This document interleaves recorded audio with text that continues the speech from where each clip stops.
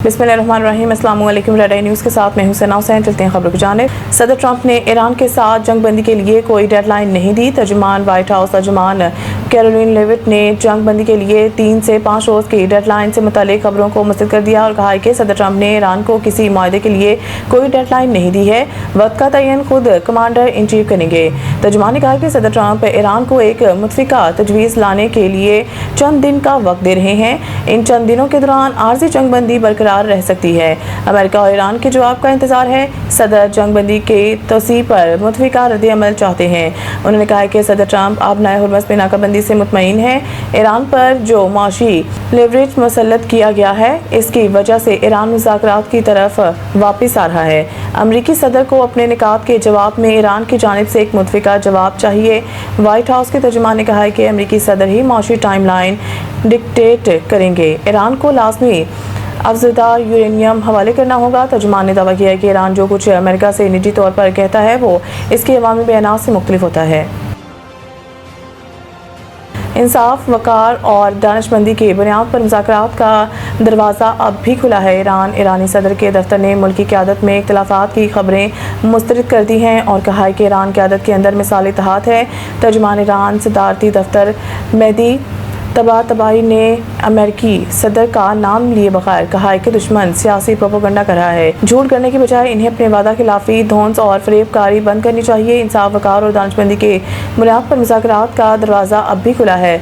इलावाज़ीन ईरानी सदर मसूद पज़ेश्कियान ने कहा है कि वादा खिलाफी, नाकाबंदी और धमकियाँ हकीकी मुज़ाकरात में राह में रुकावट है। एक बयान में मसूद पज़ेश्कियान ने कहा है कि ईरान ने मुज़ाकरात और मुआहदे का खैर मकदम किया और करता रहेगा। दुनिया को आपकी मुनाफिकाना बयानबाजी, दावों और अमल में तज़ाद नजर आ रहा है। ख्याल रहे कि ईरान सदर का ये बयान एक ऐसे वक्त में सामने आया है जब अमेरिकी सदर डोनाल्ड ट्रंप ने तो जाहिर किया कि ईरान के साथ मुज़ाकरात का दूसरा दौर जुमे को हो सकता है।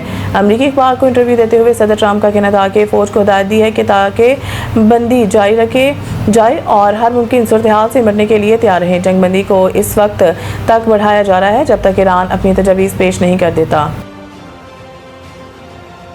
मोहसिन नकवी से अमरीकी सफ़ीर की अहम मुलाकात। अमेरिका ईरान जंग बंदी मुज़ाकरात से मुतल्लिक़ तबादला ख्याल। इस्लामाबाद में वफाकी वज़ीर दाखिला मोहसिन नकवी और अमरीकी सफ़ीर नेटली बेकर के दरमियान अहम मुलाकात हुई है, जिसमें खित्ते की ताज़ा सूरत हाल और अमन इस्तेहकाम से मुतल्लिक़ अमूर पर तफसीली तबादला ख्याल किया गया है। मुलाकात में इस्लामाबाद में मुज़ाकरात के दूसरे राउंड के इनेकाद के लिए जारी सफारती कोशिशों पर भी गुफ्तगू की गई। मोहसिन नकवी ने डोनाल्ड ट्रंप की जानिब से जंग बंदी में तोसी के इक़दाम को सराहते हुए इसे कशीदगी में कमी की जानिब एक मुस्बत पेशरफ्त करार दिया। उन्होंने इस बात पर जोर दिया है कि तनाज़ा के देर पा हल के लिए सफारती चैलेंजेस का तसलसल निहायत ज़रूरी है और उम्मीद ज़ाहिर की है कि तमाम अफ्रीकैन पुरअमन हल को तरजीह देंगे। उन्होंने ये भी कहा है कि शहबाज शरीफ और आसिम मुनीर इस मसले के हल के लिए हर सतह पर भरपूर कोशिशें कर रहे हैं, जबकि ईरान की जानिब से भी मुस्बत पेशरफ्त की तवक्को है। पहलगाम फास्ट फ्लैग भारत 1 साल बाद भी ISPR के सवालात का जवाब नहीं दे सका। DGI SPR lieutenant general Ahmed Sharif Chaudhry ने 30 अप्रैल 2025 को ब्रीफिंग के दौरान पहलगाम फास्ट फ्लैग से पर्दा उठाया था। पाक फौज के शोबा ताल्लुकात यामन के सरबराह का कहना था कि हम इस वाक़े के हक़ाइक़ पर जाएंगे, इल्ज़ामात पर नहीं। अगर इल्ज़ाम ये है कि ये वाक़या पाकिस्तानी सरज़मीन से नाम नहाद दहशतगर्दों ने किया तो ये मद्देनज़र रखा जाए कि पहलगाम किसी भी पाकिस्तानी कस्बे से 200 किलोमीटर से ज़्यादा दूर है। इनका मज़ीद कहना था कि ये कोई ऐसा हमवार इलाका नहीं जो सफ़र के लिए आसान हो और ना ही यहाँ ऐसी सड़कें हैं जो हर मौसम में खुली रह सकें। जयकुआ से पुलिस स्टेशन तक पहुँचने में कम अज़ कम आधा घंटा लगता है।